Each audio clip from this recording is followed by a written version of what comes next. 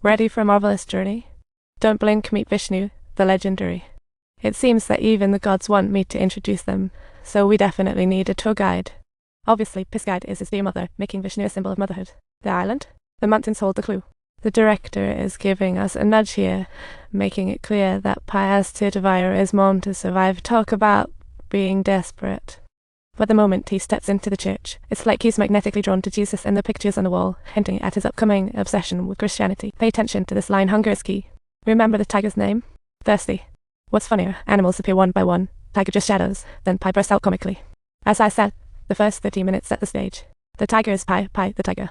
Guided by the pastor, Pi's interest in Christianity deepens post-church. Then, under the influence of Arabic folks, he falls in love with Islam. What a religious gala. All this happens when Pi turns 12. Do you think he's going to adjust his lifestyle during this fun time? Why did Ang Lee arrange it so? Let's recap. Pi encountered diverse religions. Mom told him legends since he was a tot. This planted Hindu gods in him early. Later, betting his brother, he entered a church where the pastor sowed seeds of God loves all, Jesus is a brother. Soon, amidst Muslim prayers, he encounters Allah.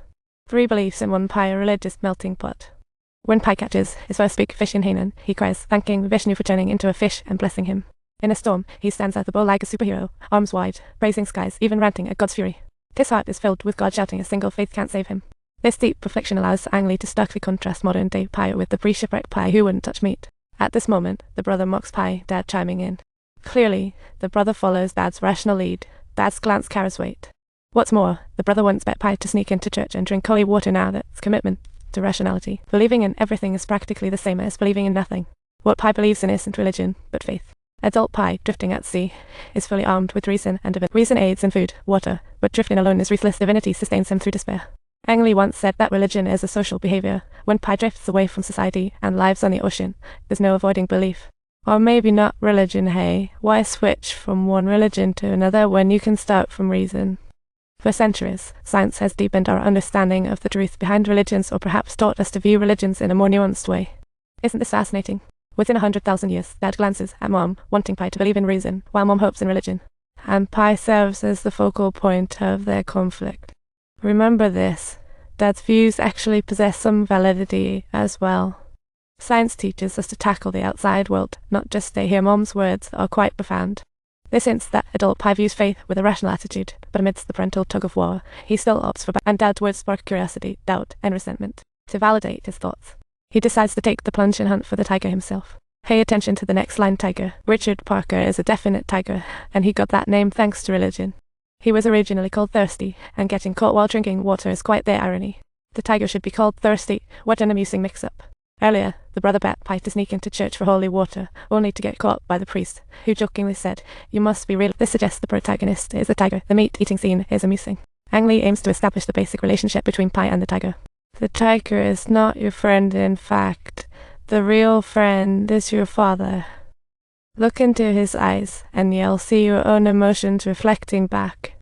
In this plot, there are 2 big questions. First, why did Dad let Pi watch the tiger eat a sheep? For starters, watching the tiger eat a sheep is Dad's way of using reason to shatter Pi's innocent, pure, and idealized world. He wants Pi to understand that cruelty exists and sometimes serves as a necessary survival rule.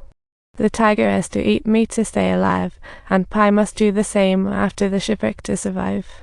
For the vegetarian Pi, this is quite a turning point, a significant change, and it's definitely unforgettable. Thus, at the end, Pi delivers a classic line that points back to his father's teachings about the tiger.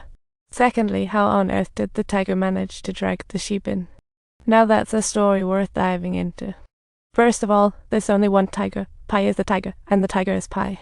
A close-up of the tiger suggests that's Pi's self-imprisonment and his wall against the primal self. So what exactly are the self and the primal self? Freud introduced these concepts in 1923. The self represents more goodness and ideal, while the primal self is raw impulses and desires in the unconscious. This primal self is like a hidden beast, while the self represents the innocent Pi. His desires lie inside like a tiger. Raw meat symbolizes desire's fulfillment. Pi grapples with a survival path between them.